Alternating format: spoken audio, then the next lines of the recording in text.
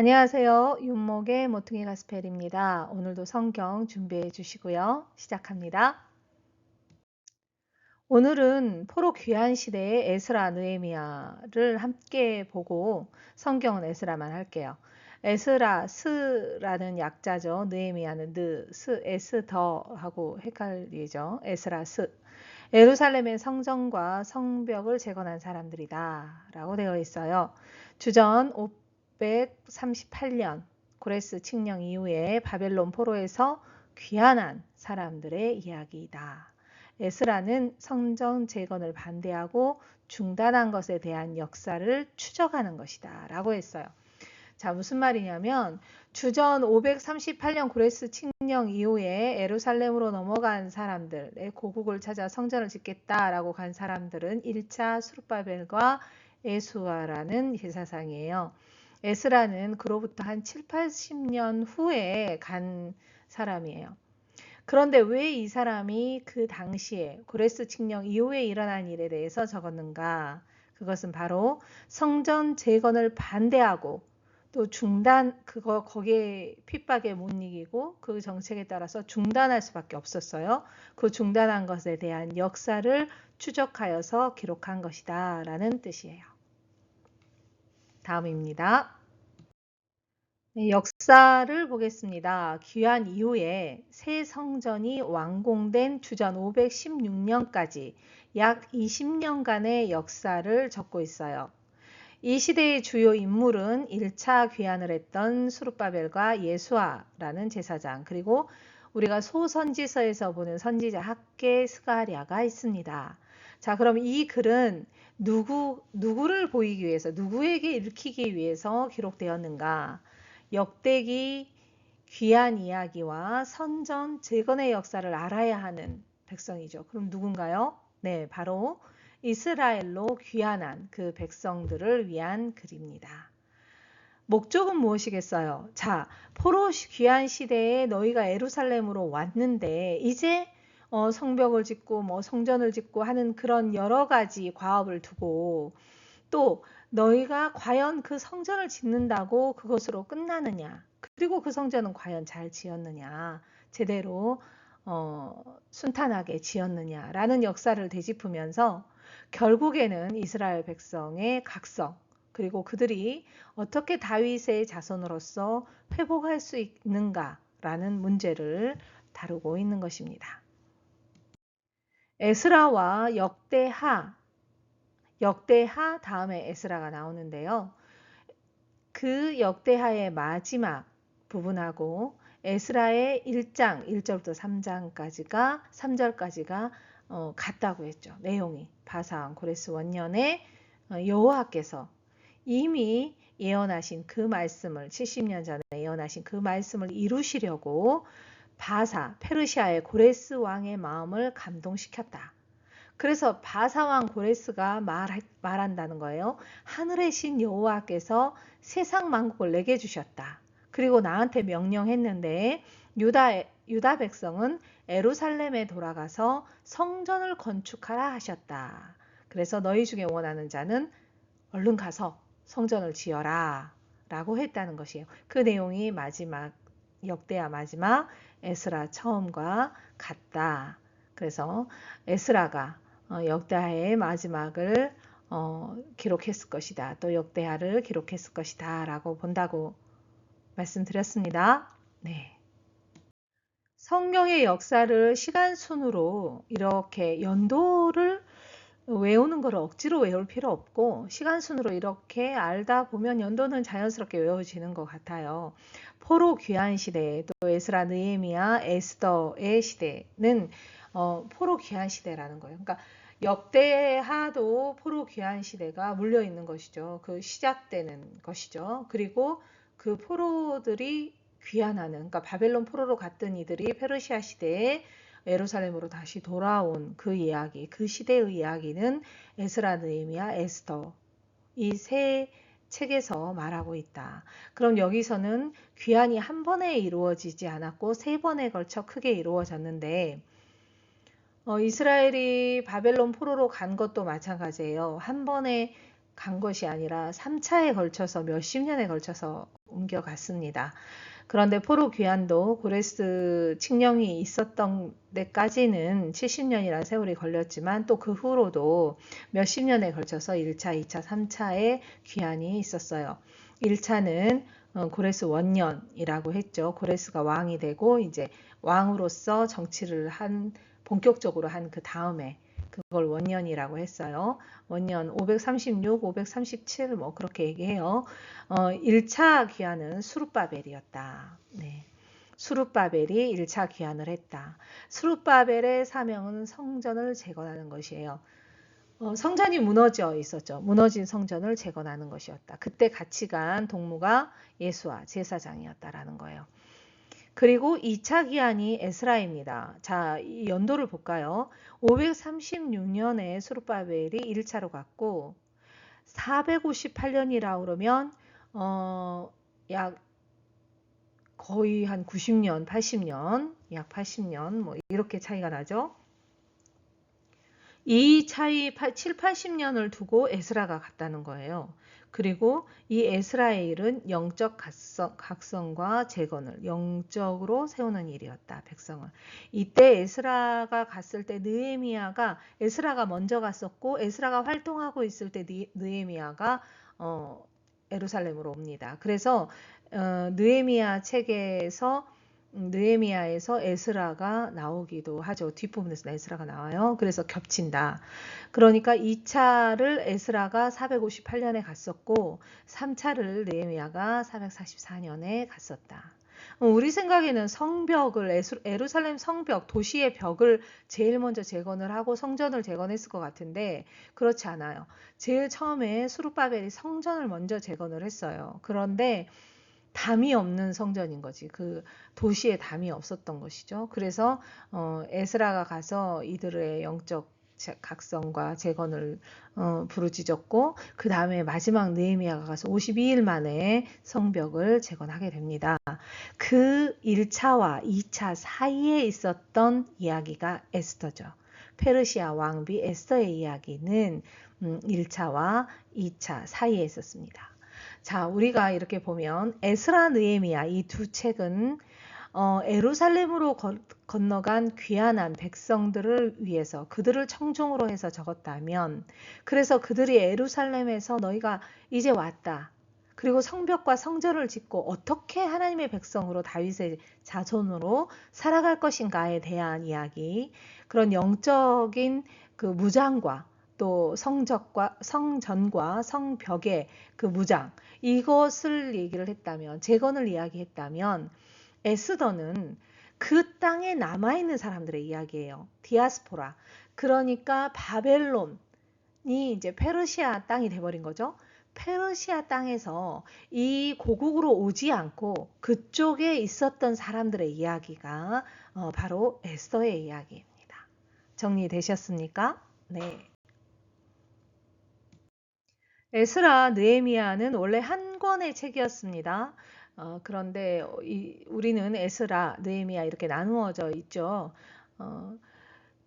함께 구조를 살펴볼게요. 에스라 처음 1장 1절부터 6장 22절, 6장까지는 수룹바벨의 활동에 대해서 나와요. 수룹바벨은 성전을 재건한 사람이다. 1차 귀환자. 수룹바벨의 활동. 그 다음에 7장부터는 에스라가 등장을 합니다. 그런데 이제 시대적으로 봤을 땐 수룹바벨이 처음 예루살렘으로 도착한 것 그리고 7장에서 에스라가 도착한 것은 엄청난 차이가 있죠. 그냥 바로 이어지는 일이 아닙니다.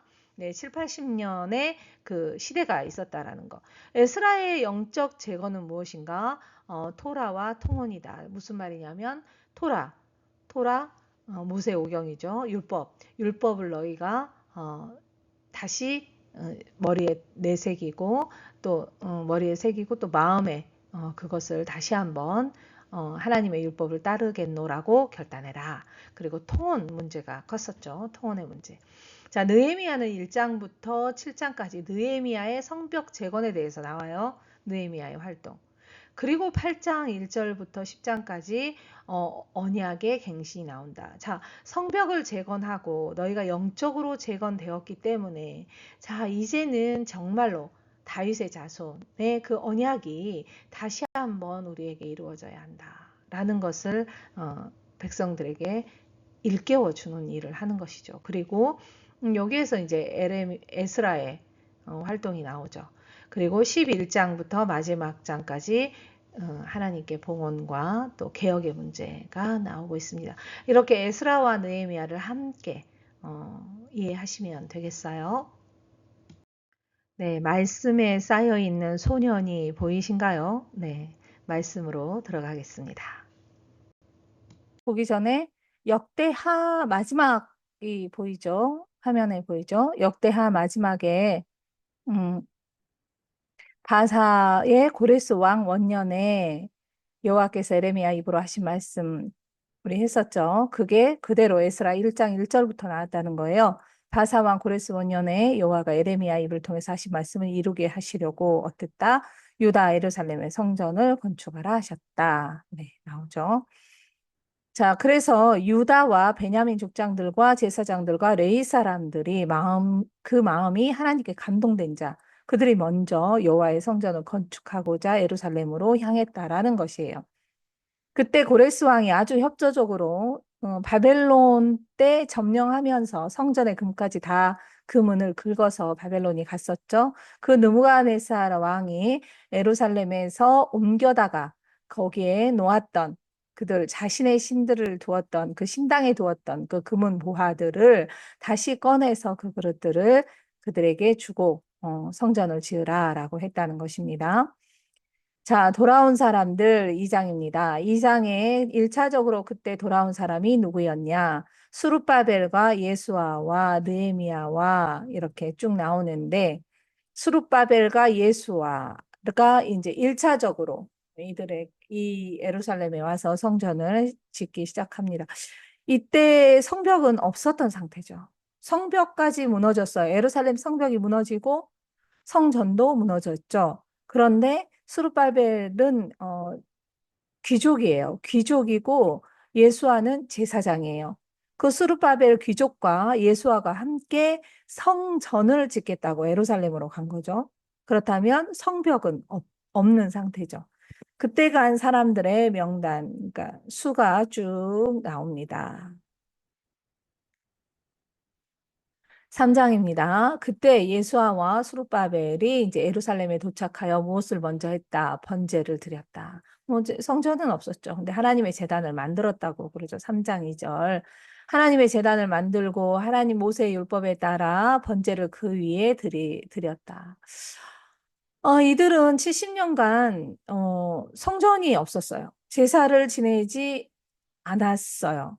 뭐 그 번제잔을 자기들이 임의로 만들어 놓고 제사를 지냈을지도 모르죠. 그러나 성전은 없었죠. 그런데 모세의 율법에 기록한 대로 이들은 성전이 다 무너지고 없어졌을 때 율법책이나 이런 게 남아났을까요? 지금의 성경책처럼 단순한 게 아니죠. 그때는 항아리에 넣은 두루마기 아닙니까? 그런데 그것을 가지고 이동할 수 있었을까요? 70인역을 만들 때도 그랬지만 거의 모든 제사장들은 율법을 그렇게 외우고 있었다라는 거죠. 그들은 그 율법을 가르치는 자들은 거의 암송을 하고 있었다. 그래서 그것을 바벨론 70년 동안 그 혈통을 지키면서 그들이 계속해서 자손에게 그 율법을 가르쳤던 것입니다. 그리고 석수와 목수에게 돈을 주고 시돈 사람과 두로 사람에게 먹을 것, 마실 것, 기름을 주고 바사 왕, 페르시아 왕 고레스의 명령대로 그 명령을 힘입었다는 거죠. 백양목을 레바논에서 요파 해변까지 운송하게 했다라고 했어요. 자, 성전 건축을 시작합니다. 수룹바벨과 요사닥의 아들 예수아. 수룹바벨과 예수아가 공사를 시작한 것은 537년, 주전 537년이에요. 그러나 그것이 순조롭지 않았죠. 그리고 약 한 16년 동안 멈추어집니다. 이제 그 내용이 뒤에서 나옵니다. 자, 건축자가 여호와의 성전의 기초를 놓을 때 제사장들은 예복을 입고 나팔을 들고, 네, 레위 사람들은 제금을 들고 서서 이스라엘 왕 다윗의 규례대로 여호와를 찬송했다. 70년이 지났어도 그들은 율법을 잊지 않고 그대로 행합니다. 제사장들과 레위 사람들과 나이 많은 족장들은 첫 성전을 보았으므로 이게 무슨 말이에요? 첫 성전이 이들에게 첫 성전이 어디입니까? 네, 솔로몬이죠. 솔로몬의 성전. 다윗이 짓고 솔로몬이 지었던 다윗이 모아놓은 그 준비했던 모든 그 성전의 건축물을 가지고 성전을 지었던 그 화려했던 7년에 거쳐서 지었던 그 성전을 보았어요. 그리고 이 성전의 기초를 놓았음에도 불구하고 기초만으로도 보고 기가 막혔던 거죠. 그래서 대성통곡하였다. 그리고 여러 사람은 기쁨으로 크게 함성을 질렀다. 자, 70년을 전에 첫 성전을 보았던 사람들.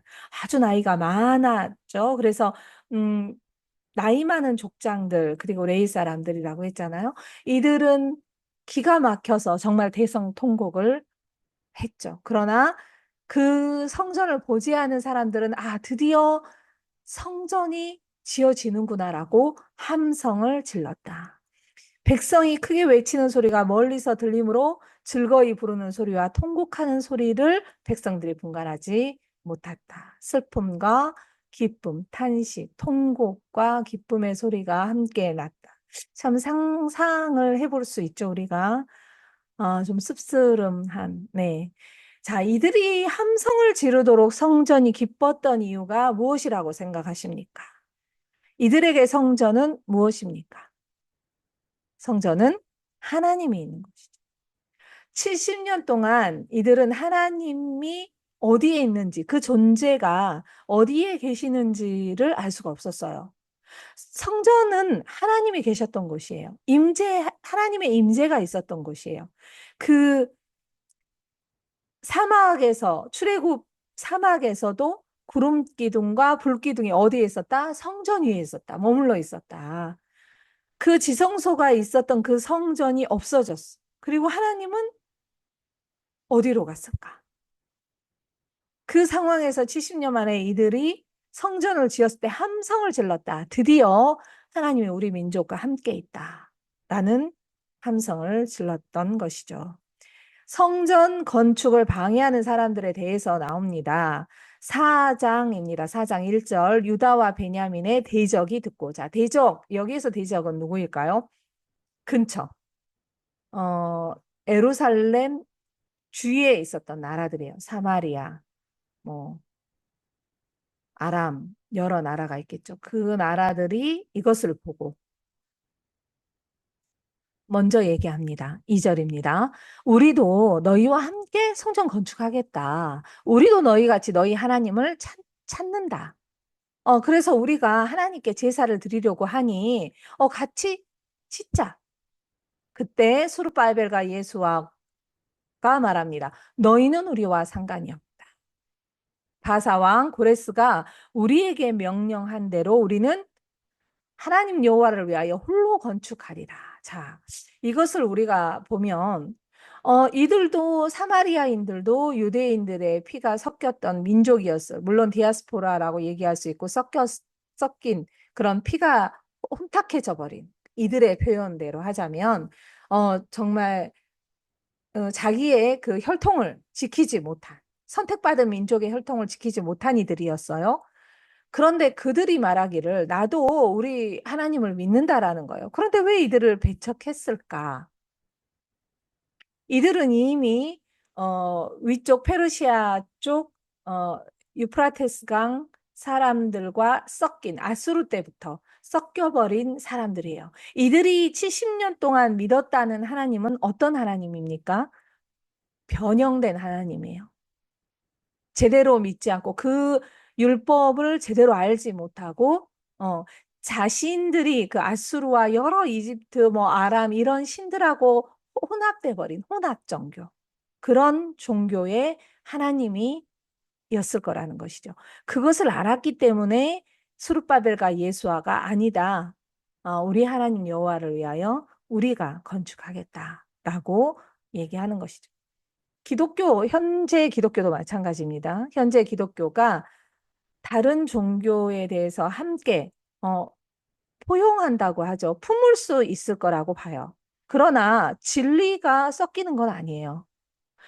그들에게 우리가 함께 호의적으로, 호의적으로 그들과 함께 할 수는 있겠지만 그 호의가 선이 없으면 우리의 진리가 무너질 수 있습니다. 그래서 우리는 기독교는 배타적인 종교야. 다른 종교와 섞이지 않아. 라고 어떤 면에서 이야기할 땐, 아, 그래, 맞아. 우리는 배타적이야. 왜? 신은 한 분이시고 진리도 하나이기 때문이야. 라고 말할 수 있어야 돼요. 그리고 구원도 하나이죠.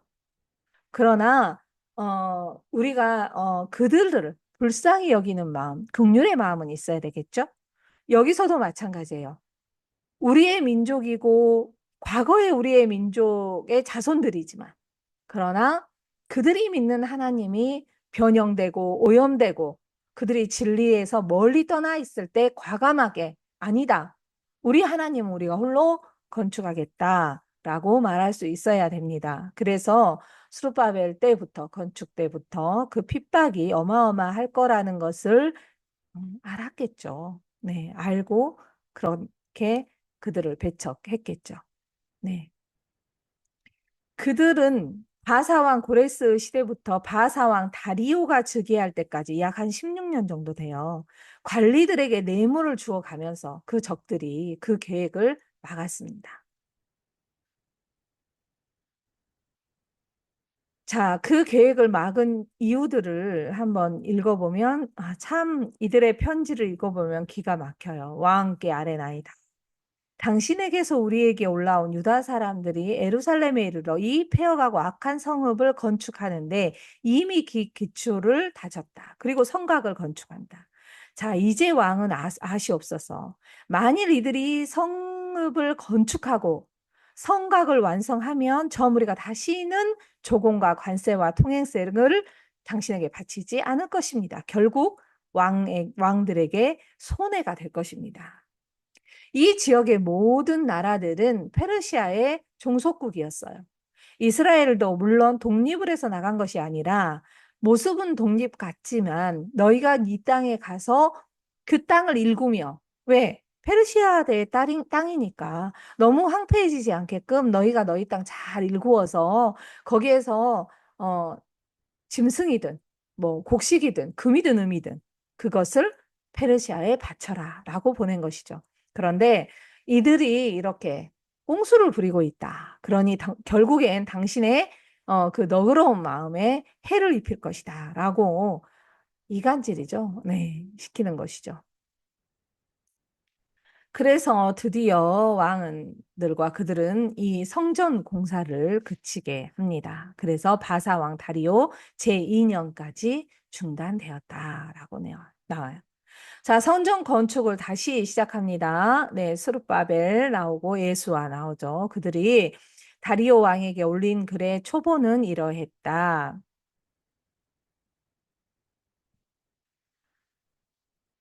누가 너희에게 명령하여 이 성전을 건축하고 이 성곽을 마치라고 하였느냐? 그러니까 이 적들이 장로들, 그러니까 예루살렘의 장로들에게 물어봤다는 거예요. 그랬더니 이 장로들이 대답하기를 우리는 천지의 하나님의 종이다. 예전에 건축되었던 성전을 우리가 다시 건축한다. 이는 본래 이스라엘의 큰 왕이 건축하여, 솔로몬 왕이죠. 건축하여 완공한 것이었으나 우리의 조상들이 하늘에 계신 하나님을 노엽게 했다. 무엇으로? 우상 숭배. 하나님이 그들을 갈대아 사람 바벨론 왕 느부갓네살의 손에 넘겼다. 그래서 바벨론 포로로 갔다. 그런데 고레스 원년에 고레스 왕이 하나님이 이 성전을 다시 건축하게 한다라고 우리에게 명령을 했다라는 것이죠. 그래서 고레스 왕이 그 신당에서 그 건축물을 꺼내어 금은을 꺼내어서 총독인 베스바살이라고 부르는 자에게 내주고 그를 중심으로 스룹바벨과 예수아가 와서 건축하고 있다라고 말하는 것이. 자, 이렇게까지 이들이 망언을 한다. 부자질을 하는 거예요. 그러니 이거를 어떻게 어, 했으면 좋겠냐라고 하는 것이죠. 그때 다리오 왕이 잠깐만 문서 창고를 한번 뒤져봐야 되겠다. 그리고 고레스 왕 원년의 조서를 찾아냅니다. 그게 지금도 있어요. 항아리 같은 곳에 어, 흑흑 토사 같은 그 항아리 같은 곳에 이렇게 고레스 칙령을 적은 것이 아직도 있습니다. 발견이 되었죠. 네, 그 고레스 왕의 원년의 조세를 찾아보았다는 것이죠. 그래서 보니 모두 다 사실이었다. 그래서 12절 다리오가 조서를 내렸다. 신속히 행할지어다. 그래서 다리오 왕 제6년에 아달월 3일에 성전일을 끝내니라. 성경이 음, 이야기책처럼 그냥 적은 것이 아니에요. 이스라엘 사람들이 굉장히 철저하게 그 역사를 기록한 그 역사마다 증거가 있는 거죠. 이집트도 어마어마한 오래된 고대 도시 아닙니까? 이집트의 문서들, 그리고 이런 페르시아나, 바벨론에 뭐 법전도 있었고, 그들의 이렇게 왕이 내린 조서도 있었고, 이런 것이 다 근거가 되어서 어, 유대인들이 가지고 있는 그 율법 말씀, 성경의 이야기가 틀린 것이 아니라 그 역사적으로 증명이 되는 이야기예요. 자, 6월절 사로잡혔던 자의 자손이 첫째 달 14일에 6월절을 지켰다. 그래서 6월절은 무엇입니까? 구별된 거죠. 이집트와 유대인들이 구별되었던 더러운 것으로부터 스스로를 구별한 모든 이스라엘 사람들에게 속하여 이스라엘의 하나님 여호와를 찾는 자들이 다 먹고 즐거움으로. 6월절은 즐거운 날이에요. 6월절은 축제, 파티예요. 왜? 그들이 살았기 때문에. 그들만 쏙 빼서 하나님이 그 어린 양의 피를 바른 그 집만 무사하게 만들고 나머지의 장자들을 다 죽였잖아요. 짐승의 첫 것도 다 죽였잖아요. 그러나 유일하게 그 피를 바른 유대인들이 살았던 것이죠. 그래서 이스라엘 백성에게 6월절은 어마어마한 축복의 날, 축제의 날이었던 거예요. 예수 그리스도가 6월절 때 십자가에 못 박히셨죠. 그가 골고다 언덕을 어린 양처럼 올라가셨을 때 예루살렘 성전에는 어마어마한 축제가 일어나고 있었겠죠. 네. 에스라가 예루살렘에 이릅니다. 자, 에스라가 적었는데 에스라는 지금 7장에서부터 등장을 해요. 에스라는 무엇을 말하려고 했다? 우리가 성전을 어떻게 지었고 방해하는 세력은 무엇이었고 우리가 어떻게 그것을 이기고 성전을 완공하였다를 역사적으로 기록하고 있는 것입니다. 자, 에스라에 대해서 설명하는 말입니다. 7장 6절입니다. 모세의 율법에 익숙한 학자였다. 그리고 그의 하나님 여호와의 도우심을 입음으로 왕에게 구하는 것은 다 받는 자였다.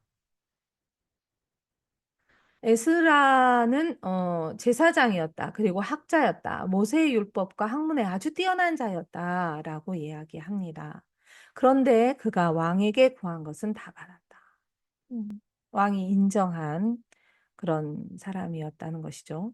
아닥사스다 왕 제7년에 이스라엘 자손과 제사장들과 레위 사람들과 노래하는 자들과 문지기들과 느비딤 사람들 중에 몇 사람이 에루살렘으로 올라올 때 에스라가 올라왔다. 왕의 제7년 다섯째 달이다. 자, 첫째 달 초하루에 바벨론에서 길을 떠났고 다섯째 달 초하루에 예루살렘에 이르렀다. 한 5달 정도, 네, 한 4달 정도 걸렸다는 것이죠. 자, 에스라는 어떤 사명으로 왔는가? 에스라가 여호와의 율법을 연구하여 준행하며 율례와 규례를 이스라엘에게 가르치기로 결심하였었더라. 학자라 그랬어요. 제사장이라 그랬어요. 이는 이제 영적으로 율례와 규례를 가르쳐야 되겠다 하고 왔죠. 자, 아닥사스다 왕이 조서를 내립니다. 학자 겸 제사장인 에스라 나오죠. 11절. 에스라에게 내린 조서이다. 왕의 왕 아닥사스다는 하나님의 율법의 완전한 학자 겸 제사장 에스라에게 조서를 내린다. 이 땅에 있는 페르시아, 우리나라에 있는 이라는 것은 페르시아죠. 페르시아에 있는 이스라엘 백성과 그의 제사장들과 레위 사람들 중에서 예루살렘에 올라갈 뜻이 있는 자는 모두 다 가라. 하나님의 성전을 위하여 기쁘게 드릴 예물을 가져다가 가라. 나머지 은금은 너와 너희 형제가 좋게 여기는 일에 너희 하나님의 음을 따라 쏘라. 25절 에스라여 너는 내 손에 있는 내 하나님의 지혜를 따라 내 하나님의 율법을 아는 자를 법관과 재판관을 삼아 강 건너편 모든 백성을 재판하게 하고 그중 알지 못하는 자는 너희가 가르치라. 기준이 무엇입니까? 하나님의 지혜를 따라 하나님의 율법대로예요. 물은 내 하나님의 명령과 왕의 명령을 준행하지 아니하는 자는 속히 그 죄를 정하여 죽이거나 귀양 보내거나 가산을 몰수하거나 옥에 가둘지니라 라고 얘기해요. 자, 에스라가 여호와를 송축했다. 에스라와 함께 나온 자들이 있습니다. 그리고 에스라가 본이 레위 사람이었는 거예요. 제사를 지내고 또 백성을 가르치려면 레위 사람이 있어야 되잖아요. 레위 사람이 없더라. 자, 그래서 에스라가 우리 하나님의 성전을 위하여 섬길 자를 데리고 오라 라고 했다는 것. 그래서 레위 사람을 다시 모았다는 것. 그때 에스라의 말이죠. 내가 아하왕 강가에서 금식을 선포하고 이들은 강가에서 기도를 많이 했던 것 같아요. 어, 에스겔도 강가에서, 이사야도 강가에서, 에스라도 강가에서, 바벨론에서 포로로 살았던 이들도 강가에서 노역을 하면서 모여서 살았어요. 그 사막의 교부들을 보면 중세시대에 그들도 강가를 따라서 아주 외진 사막 쪽으로 가서 그곳에서 움막을 짓고 그렇게 수행을 하며 살았죠. 우리는 기도를 하면 산으로 가죠. 산으로 가서 나무 뿌리를 뽑는다고 하는데 이들은 강가로 갔습니다. 네, 22절입니다. 왜 금식을 하고 선포하며 기도를 했는가? 우리가 전에 왕에게 아뢰기를 우리 하나님의 손은 자기를 찾는 모든 자에게 선을 베푸시고 자기를 배반하는 모든 자에게 권능과 진노를 내리신다 하였으므로 길에서 적군을 막고 우리를 도울 보병과 마병을 왕에게 구하기를 부끄러웠다. 무슨 말이에요? 자, 험난한 길을 강가를 따라서 한 4개월, 5개월을 걸어가야 하는데 그 중에는 여러 나라를 거치겠죠. 또 도적들도 있겠죠. 적군도 있을 것입니다. 그런데 그들이 우리를 계속해서 막는다는 것이에요. 그런데 그들을 도울 보병과 마병, 우리를 도울, 그러니까 우리를 보호할 보병과 마병, 군대를 왕이여 주소서라고 말하기가 부끄러웠다. 왜? 하나님께서 당신의 뜻대로 행하는 자에게 권능을 주시고 선을 베푸시고 지키신다 했는데 하나님의 성전을 지으러 가면서 또 그 백성들을 일깨우고 하나님의 율법을 가르치러 가는 자가 군대 주시오라고 말하기가 부끄러웠다. 그래서 에스라가 쓴 방법은 무엇인가요? 이를 위하여 금식하며 우리 하나님께 간구하였더니 그의 응답하심을 입었다. 그리고 성전에 바친 예물 왕이 주었던 거 잘 가지고 왔다. 에스라가 예루살렘으로 돌아왔습니다. 첫째 달 20일에 돌아왔는데 하나님이 손이 우리를 도왔다. 그리고 대적과 길의 매복한 자의 손에서 건지셨다. 네. 그리고 금은도 이게 금은을 가지고 간 거잖아요. 돈이 되는 것을. 그러면 그 도적대들과 적군들이 뭐 그들이 지나가는 그들을 해치고 그 보물들을 다 빼앗을 수 있잖아요. 그런데 하나도 틀림없이 저는 이 가져온 그 금, 은의 수가 정확했다라는 이 말씀을 보면서 아, 정말 하나님께서 이들을 얼마나 보호하시고 지키셨는가를 느낄 수 있었어요. 뭐 지금처럼 법치 국가 뭐 이렇게 잘 되어 있는 그런 상태가 아니잖아요. 자, 36절입니다. 또 무리가 왕의 조서를 왕의 총독들과 유브라데강 건너편 총독들에게, 그러니까 각 나라에게 넘겨주었다라는 거예요. 그들이 백성과 하나님의 성전을 도왔다. 금식하고 기도했을 때, 그 일을 돕는 하나님의 사람들을 붙여주신 거죠. 방해 세력이 없었던 것이죠. 그리고 에스라의 회개 기도가 9장에 있습니다. 에스라서의 하이라이트로 볼 수 있어요. 9장입니다.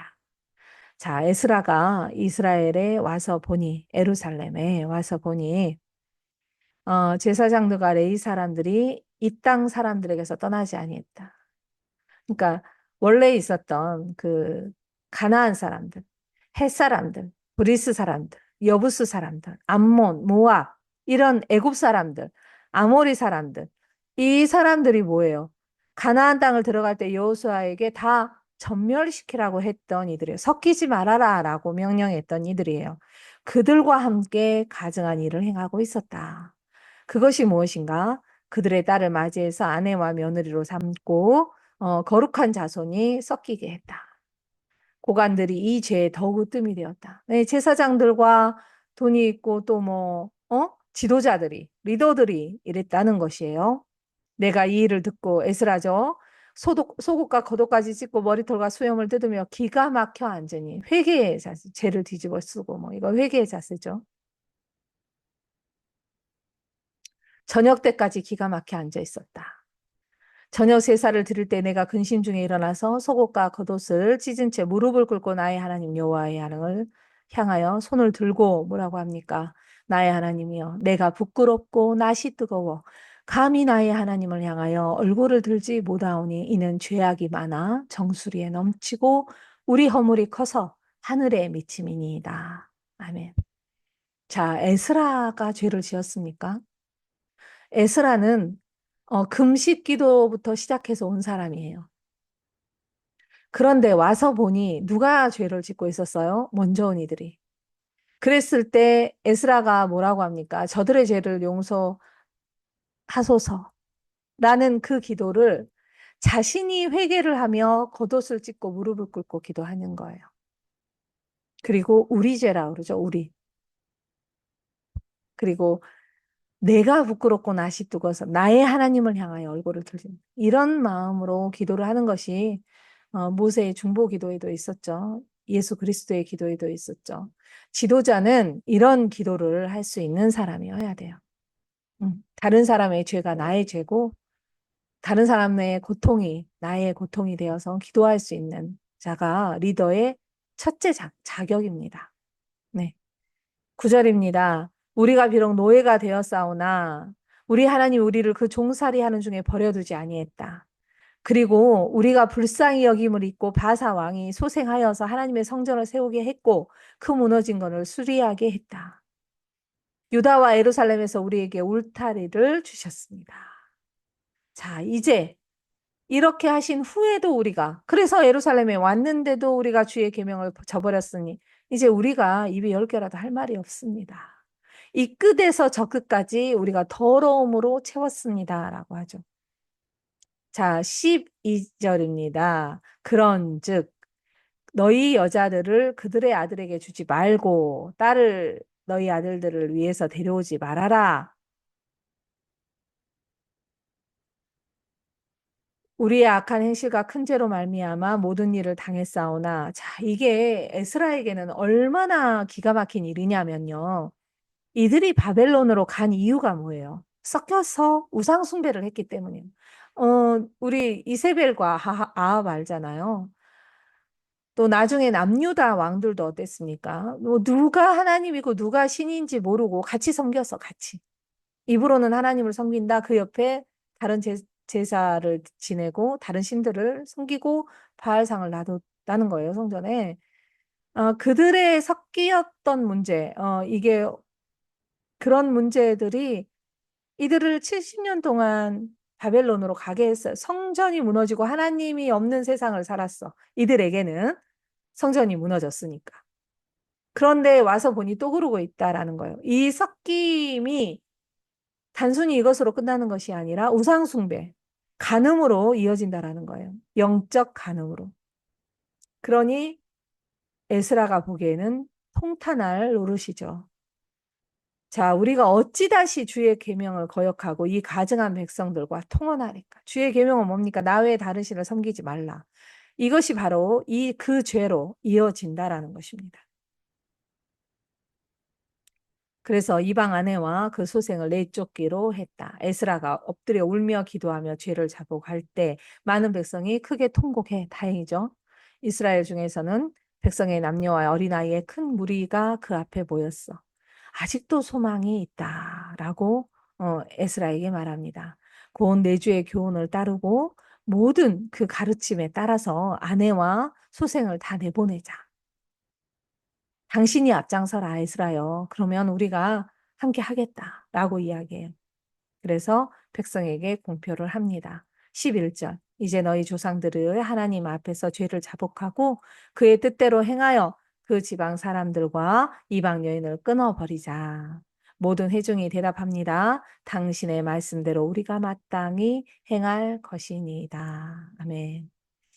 여호수아 때도 그랬어요. 여호수아 24장. 나와 내 집은 여호와를 섬기겠노라. 우리도 그렇게 하겠습니다. 백성들이 했었죠. 여기서도 말합니다. 그런데 이제 이게 하루아침에 또 아이를 낳은 여자들도 있었다. 그래서 이게 하루아침에 내일부터 시작 하루 만에 끝낼 문제는 아니었기 때문에 좀 시간을 달라. 그래서 시간을 주고 쫓아내고 그거를 검사하는, 조사하는 그런 사람들이 또 있었다. 네. 이방 여자와 결혼한 남자들이 쭉 나옵니다. 그리고 이상은 모두 이방 여인을 아내로 맞이한 자라. 그 중에는 자녀를 낳은 여인도 있었더라. 에스라가 통탄했던 것처럼 제사장들, 지도자들이 그렇게 하고 있었어요. 이 문제는 여러 소선지자들도 말을 하죠. 이 시대의 선지자 스가라도 그런 이야기를 쭉 하죠. 자, 에스라의 첫 번째 영적인 그런 쇄신, 그것은 바로 자신들과 살았던 이방 여인, 그리고 그 아들들 또 자신하고 함께 혼인했던 그들을 그들의 나라로 쫓아내는 것이었죠. 뭐 어떻게 보면은 너무 한 거 아니냐? 아닙니다. 이게 아니면 다시 포로가 되든지 다 같이 죽어야죠. 민족이 죽는 길이에요. 영원히 죽는 길. 그러나 이것으로 죄에서 돌이켜서 이것을 끊어내고 살아야 하기 때문에 사는 길, 민족을 구원하는 길을 선택한 것이죠. 여기까지 에스라 함께 합니다. 네, 다시 정리합니다. 에스라 느헤미야 한 권의 책이었다. 페르시아 왕들의 통치 기간과 연관이 있다. 그렇죠. 페르시아 왕 고레스 칙령으로 인해서 귀환을 했으니까요. BC 559년에서 530년 고레스 2세가 통치했고 다리오는 486년까지 그 다음에 아하수에르가 나오죠. 아하수에르는 에스더의 남편이죠. 네, 아닥사스다 통치가 있었다. 고레스 칙령이 538년에 있었고 유대 총독의 지휘 아래 세스바살의 지휘 아래 536년에 귀환을 했어요. 그리고 그때 1차 귀환이라고 그랬죠. 1차 귀환 때 스룹바벨 예수와 함께 귀환을 했고 성전은 주전 516년에 봉헌을 했어요. 그랬기 때문에 고레스 왕 때 시작을 해서 다리오 왕 시대까지 중단되었더라 했죠. 그리고 봉헌이 516년에 있었다라고 했기 때문에 한 중간에 그쵸? 한 20년 만에 성전이 봉헌이 된 거잖아요. 그래서 그만큼 뭐 오래 걸려서 지었던 것이 아니라 재건이었으니까 그래서 짓고 다들 울었다고 했잖아요. 중간에 16년, 17년 정도를 멈추어 있었던 것이죠. 그리고 나서 에스라는 458년에 귀환을 합니다. 이때는 1차 귀환이 있은 후에 58년 만이에요. 그리고 느헤미야가 3년 뒤에 귀환을 하게 되는 것이죠. 근데 에스라가 그러면 60년 전, 약 60년 전의 일을 쭉 적어놓은 그 역사의 기록이다. 그때 우리가 이렇게 성전을 짓기 시작했고 이렇게 방해가 있었고 516년에 드디어 성전을 봉헌하며 함께 울었다라는 역사를 에스라가 귀환해서 적었다는 것입니다. 그래서 에스라 느헤미야는 한 권의 책이었다라고 했어요. 그렇다면 우리가 항상 마지막에 생각하는 것이죠. 에스라와 느헤미야가 우리에게 주는 영적 교훈은 무엇이냐? 그렇죠. 과거의 역사를 잊는 것이 아니라 그것을 되짚고 기억하면서 방해했던 것도 실패했던 것도 기록하여서 그래서 우리가 이렇게 예루살렘을 회복하고 성전을 회복하는 것이 어떤 의미인가? 왜 우리는 꼭 성전을 회복해야 하는가? 왜 우리는 예루살렘을 다시 회복해야 하는가? 그게 우리에게 어떤 의미인가? 라는 것을 상기시켜 주기 위한 것이었죠. 그 이유는 무엇이다? 바로 우리가 다윗의 자손이었고 다윗이 하나님께 약속 받은 것처럼 그 다윗의 약속이 우리에게 분명히 이루어질 것이다. 그래서 백성에게 언약을 갱신하기 위한 언약을 다윗의 언약이에요. 다윗의 언약을 갱신하기 위한 우리가 다윗의 자손이다. 이것이죠. 그것을 하기 위해서 이 에스라와 느헤미야서를 적었다라고 했습니다. 자료는 윤목의 모퉁이 가스펠에서 다운받으셔서 쓰시면 됩니다. 저희 모퉁이가 작은 도서관이 되었어요. 작은 도서관과 함께 지역 주민과 하나님의 복음을 전하려고 합니다. 많이 응원해 주시고 기도해 주시면 감사하겠습니다. 오늘도 수고하셨습니다. 다음 시간에는 느헤미야, 에스더 함께 하겠습니다. 네, 다음 시간에 뵐게요. 샬롬.